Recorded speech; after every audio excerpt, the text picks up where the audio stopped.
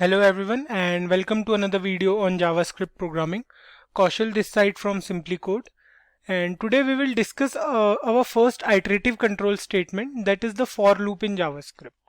In the previous few videos we had discussed different control statements which included the if else and switch case control statements. You can check out these videos if you haven't checked them out already. Before we begin, please subscribe to our channel to make sure you never miss any update from SimplyCode. So, iterative statements or looping statements we can say are used when we want to perform an activity multiple times or n number of times. So we don't have to copy paste that code every time, but we can use iterative statements. Using iterative statements will make our code clean and definitely more efficient. So we have four different types of iterative control statements, right? We discussed it in the previous video. Let's move on to for loop, which is a first iterative control statement, and we'll move on to the programming part directly. So before we start, one thing to keep in mind guys is that we use for loop when we are clear with the number of iterations in advance. So let's start with our first program. In this program we will print the multiplication table of 10 from 10 into 1 to 10 into 10. Let's start with coding.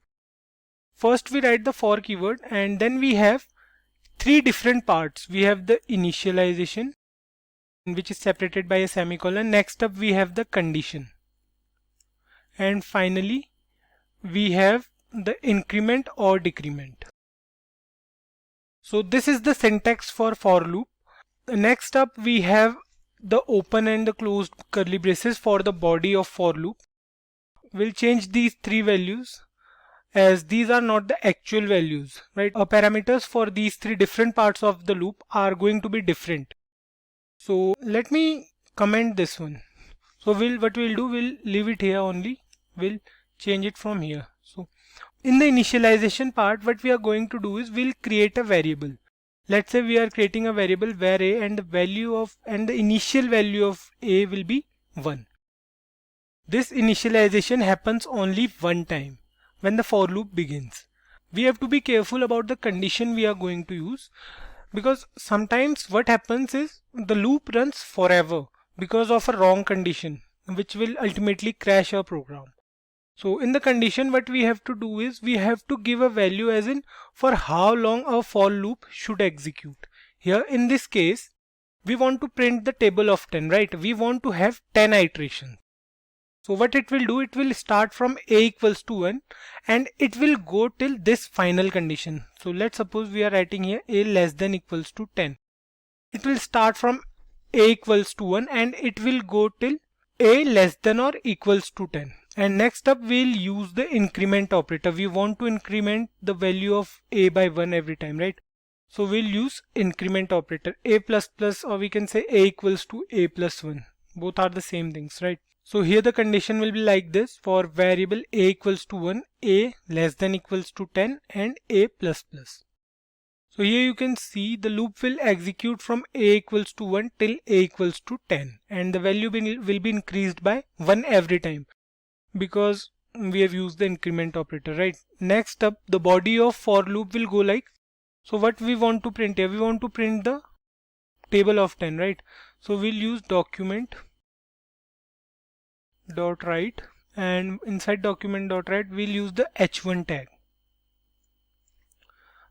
So what we want to do is we want to print the table of 10, right? So we'll multiply 10 by a. For every iteration the value of a will be multiplied by 10 and then it will be printed on the browser. So we'll close the h1 tag here in the semicolon. So here you can see we have printed 10 into a. Let's save it and check the output first, and then we'll look at the execution flow of this program. See, here the multiplication table of 10 is printed on the browser. You can see 10, 20, 30, 40, so on and so forth till 100. So what is happening is, firstly, the for loop is also known as the entry control loop. It means that the condition is checked initially. The first time the for loop runs, we perform initialization only once. So here the value stored at variable a is 1. Initially the value is 1. Next up it will check for a less than equals to 10. Is a, which is 1, is 1 less than equals to 10, then true. The control will be shifted to document.write and it will print 10 into the value of a is 1, right? So it will print 10 here. Next thing, it will go for the increment and the value of a will be changed to 2 from 1. 1 plus 1, or we can say 1 equals to 1 plus 1, right? So it will be 2. Now next thing, it will leave this now because the initialization happens only once. Now it will go for the condition directly.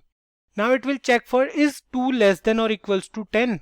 If yes, then again the control will be shifted here and it will print 10 into 2 because the value of a is 2 now.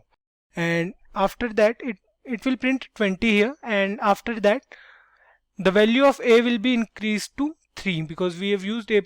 Then it will check for 3 is 3 less than 10, and same thing will happen, it will print 30 and so on and so forth till the value of a is 10. Now if the value of a is 10, it will print 100, right? And when the value is incremented, it will become 11. So what will happen? Now it will check for 11 less than equals to 10. No, we know that 11 is not less than equal to 10, right? Then it comes out of the loop and it will print nothing after that.